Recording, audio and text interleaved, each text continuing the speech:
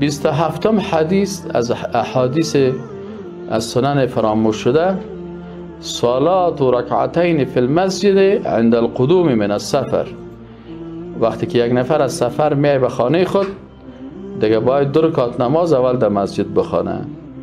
چرا؟ ان رسول الله صلی الله علیه و سلم، میگه رسول الله صلی الله علیه و سلم کان لا یقدم من سفر، میگه از هیچ سفری نمیامد الا نهارا، مگر در روز میامد. فی الضحى، وقت ضحا که وقت که روشنی میشد، ما و شما بتیم ساعت 7-8 بجه.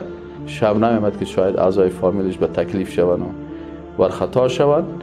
فاذا قدم، وقتی که میامد از سفر، بدأ بالمسجد، اول میره به مسجد. فصلى فيه رکعتین، باز 2 رکعت نماز در اونجا میخواند در مسجد. ثم جلس فيه، باز در مسجد یک چند دقیقه میشیشت. حدیث صحیح مسلم است 716.